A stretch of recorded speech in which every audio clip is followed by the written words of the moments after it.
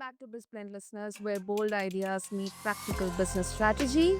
I'm your host Sana, and today's episode dives into a question every modern brand wrestles with. What is the best piece of advice for anyone considering SEO? Now, listeners, our guest is Steven Schneider, co founder and CEO of Trio SEO, which is an ROI focused SEO agency for B2B SaaS and service brands. Now, before Trio SEO, Steven built a seven-figure blog portfolio from scratch. No ads, no socials, just pure SEO. And now he leads a powerhouse team that creates conversion-driven content for founders and CMOs who want real, raw results, not just some vanity metrics. So, if you have ever wondered what actually moves the needle in SEO, or whether it's even worth the investment for your business in today's age, this is the episode for you. So, with that, Stephen, welcome to the show. And I'm really, really honored to have you here with us. Thank you. That's quite the intro. Love it. Okay, Stephen, I guess the first question itself comes from the intro itself. Today we are talking about not the Google and the likes of other search engines, but it's more about what kind of information AI is throwing upon us. Um, Mhm. so in today's age, why do you think SEO is still relevant? Yeah, I think it's still relevant because people want to discover information online. And I think the pure definition of SEO as a search engine optimization is just going to evolve into maybe something like a AI search engine, like AI EO or something along those lines. But at the end of the day, people have questions and businesses have solutions to their pain points and their problems. So as long as people are searching for something online, trying to fix that problem or connect with a business or figure out some sort of contextual information, there's always going to be a need for SEO. I don't see it going away anytime soon. That definitely makes sense. That makes sense. Great. So now let's talk about what is the most overlooked truth about SEO that you have observed that businesses often learn too late.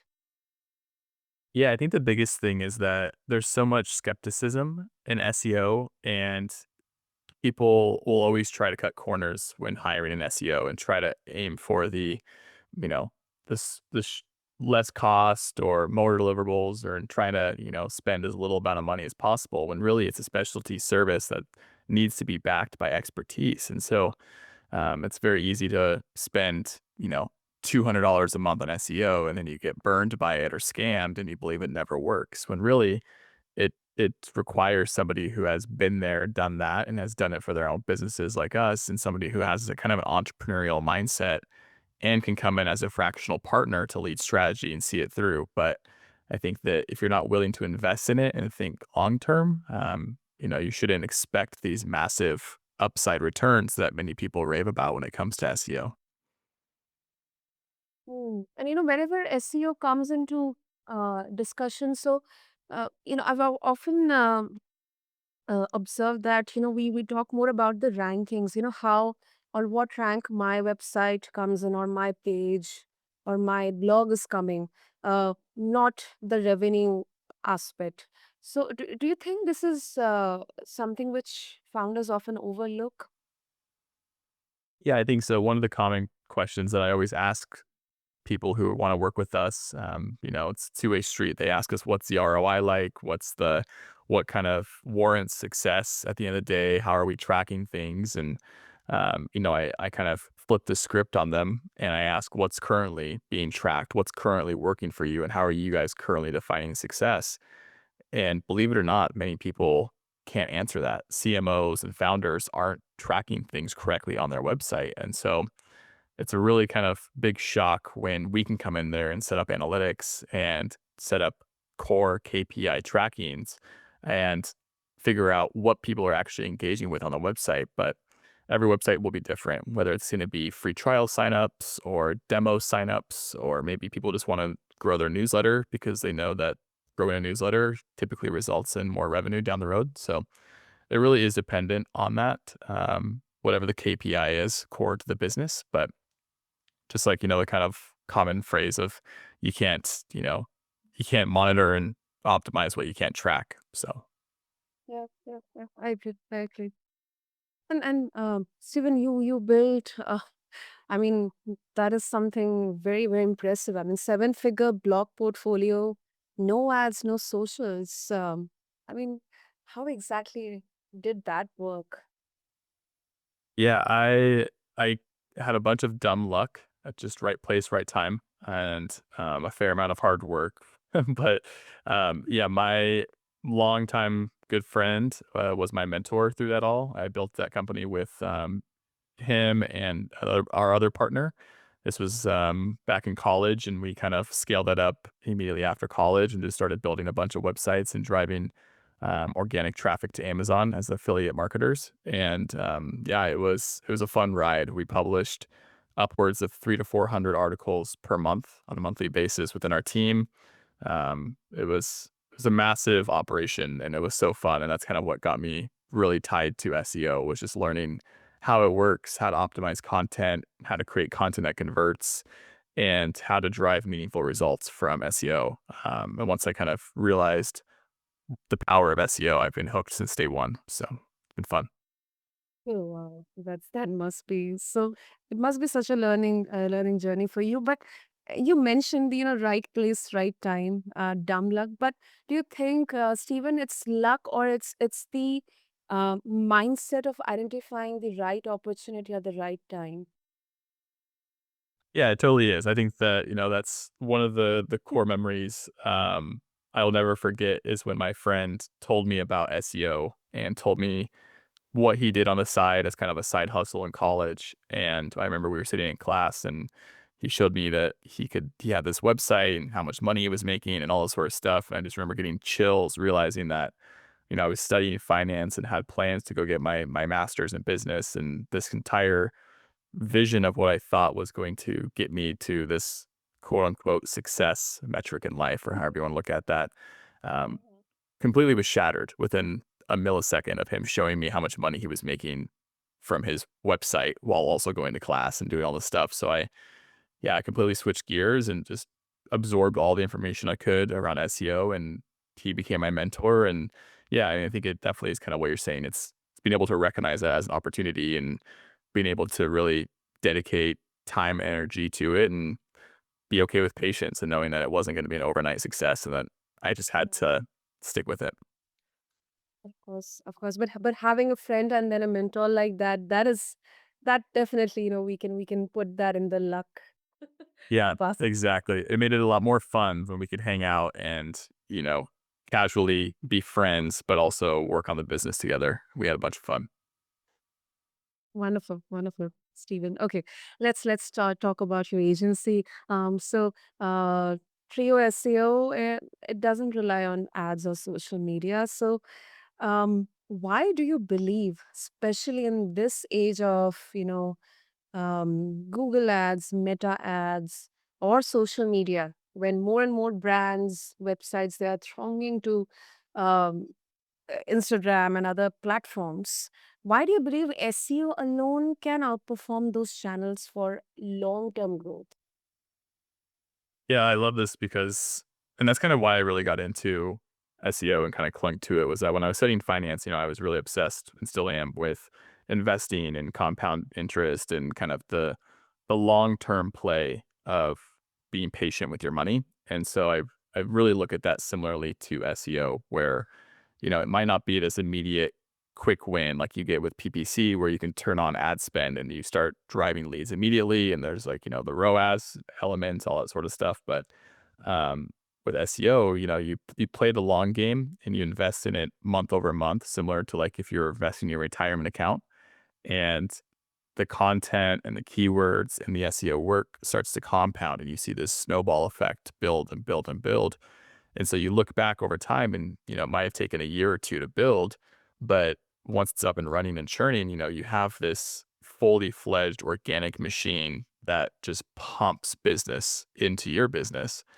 And over time, as that continues to ramp up, your customer acquisition costs actually flip the script and become more efficient, and your cost per lead or cost per acquisition starts to go down and actually trend cheaper as SEO continues to grow. So it might take a little bit of time to get up and running. There's always going to be upfront costs with working with someone like us, but once you have this machine fully operational, it's very powerful.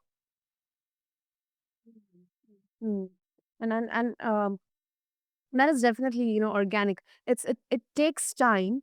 It takes a lot of patience, but definitely, as you mentioned about tracking, not only optimization but tracking as well.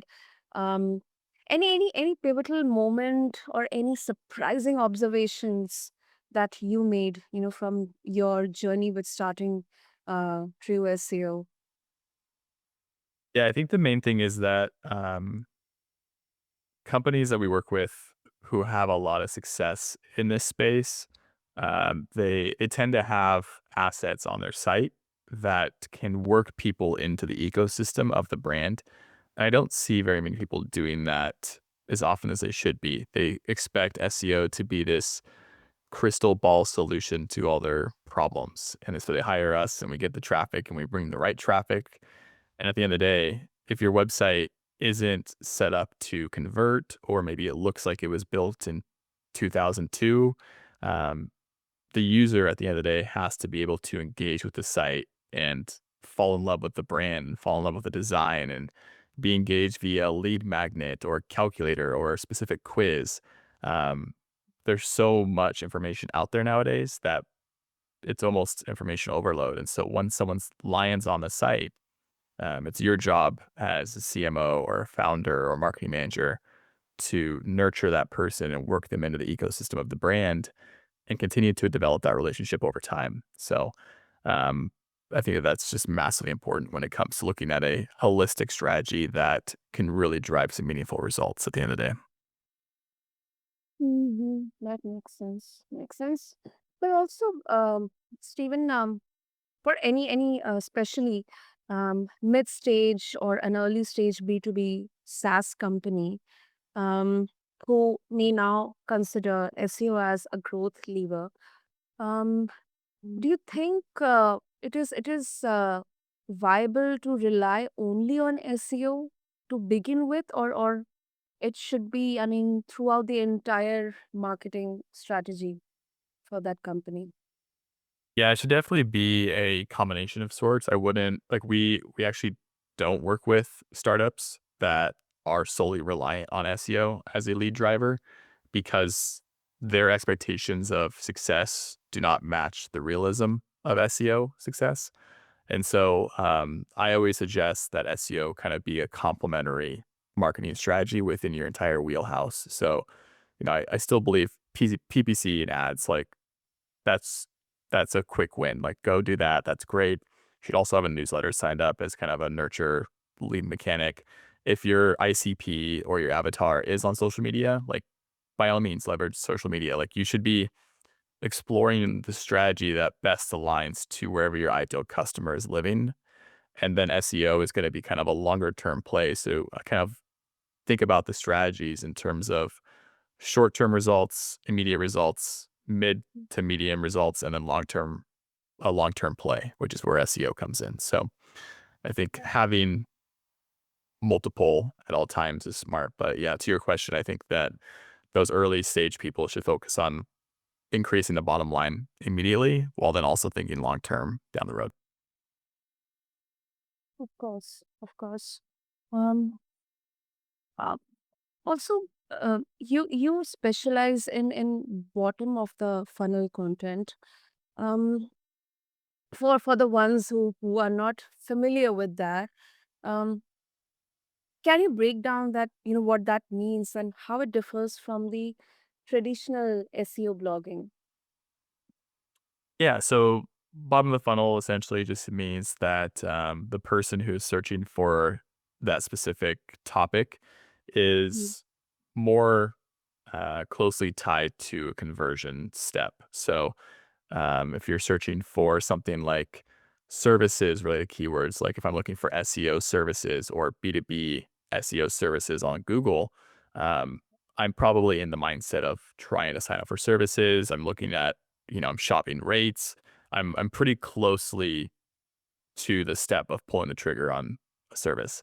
If I'm in the stage of trying to just figure out discovery stage of like what makes a good SEO agency or what is SEO, if you really want to take a couple steps back, that person is nowhere near pulling out their credit card. And so our job as good SEOs is to try to figure out what is the customer psychology and the intent behind every search query that your ideal customer could potentially discover your website or brand within. And so all of the topics, all of the pieces of content that we create are assigned a funnel segment, whether it's top of funnel, mid funnel, and bottom of the funnel. And so, as an ROI focused agency, we always start bottom of the funnel first and make sure that you're not missing out on any opportunities that could potentially attract your ideal customer and bring them to your website with a very high likelihood of converting into a paying customer. It's more aligned with the customer's or the lead's journey or the person's journey who is having that intention to check out your services. I mean, services in SEO. Yep, exactly. Whether it's, I mean, it could also be any other services. Maybe it's, that maybe there's insert any other kind of type of business, B2B. Maybe it's like mergers and acquisitions for exits and someone's trying to figure out how to sell their business. So if someone's searching for how to sell my um, veter like how to sell my dentist clinic or how to sell my dentistry, that person is probably very closely related to getting ready to pull the trigger on how to find somebody who can help them sell their business. So it really just depends on what the topic is and where we see that customer in their journey. Hmm. That makes sense. Makes sense. So, before we wrap up, any particular case study or success story that you would like to share with our listeners? Yeah, the main one I love talking about is actually in the M&A space. That's why it came to mind with the mergers and acquisitions client we have.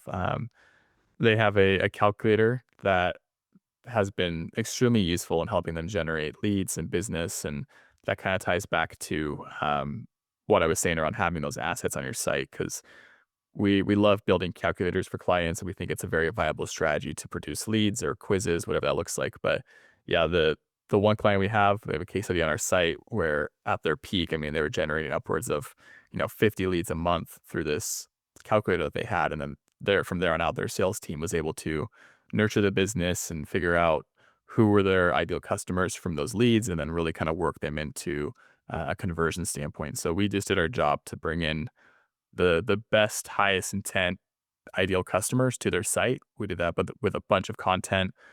We published around 7 articles a month, and then we're now building their authority up through backlinks and making sure that they can maintain rankings. But yeah, I think that there's some great stuff out there, and we also have a bunch of case studies on our website if you wanted to go check those out and explore more. Oh, that's a good one. And you mentioned about, content. How do you balance human written content with scalability? For example, you have so many clients you're working with, and then managing, let's say, on an average 7 to 10. I'm just assuming the number per client, because a lot of startups, especially, they struggle with content velocity versus quality. So, any systems or processes in place that helped you scale without sacrificing the value provided through that content, or maybe the quality of that content? So we're 100% human written and edited at our agency, and that's something that definitely comes with trying to figure out a really good process because we don't write with AI. And so we have a really solid team of writers, and they are very well trained on understanding the brands that we work with and understanding the best practices for SEO. We also have a great team who creates outlines and gets all the content briefed and ready for the writers, so the writers can just jump in there and do their job, and they already have structured headings to follow and directions, and everything is very laid out and mapped for them. And so um, I've just learned over the years that we always, anything we can do to systemize our process and just make it more efficient so that everyone knows exactly what they need to do and they can focus on quality. It just definitely really pays dividends down the road. Mm, that's quite good, especially, when everybody is assuming that everything written and whatever they're seeing is just AI. That's something really different. Ah, wonderful, wonderful. So, Stephen, if our listeners they would like to check out Trio SEO and connect with you as well, what will be the best way? Yeah, I'm very active on LinkedIn. You can find me just by searching Trio SEO or my name or any combination of the sorts. I'm always love working with people, networking, just meeting random people who have listened to our podcasts. So feel free to reach out. Would love to see if it's a match. Maybe we can help you grow your SEO. And nonetheless, I hope you have a great day and thanks for listening. Wonderful. I'll make sure to have all the links in the show notes for our listeners. And thank you so much, Stephen, for pulling back the curtain on what real SEO looks like, and that too in 2025, because uh, kind of it's pre-assumed, especially in the age of AI, that SEO is losing its steam, but it doesn't seem like that. So thank you so much for this wonderful Yes. insight. Mhm. Of course. Thanks for having me. So, listeners, that's a wrap on today's conversation on this blend. Whether you are just starting out or scaling fast, Steven's message is clear. SEO done right is about the conversions, not clicks. And hey, if you're a founder or a CMO looking to outsource SEO and actually see ROI, check out Trio SEO. I'll make sure to have all the links in the show notes and also mention the LinkedIn link for Steven Schneider and mention this episode as well. And until next time, keep blending bold ideas with smart business here on BizBlend with your host, Sana. Thank you.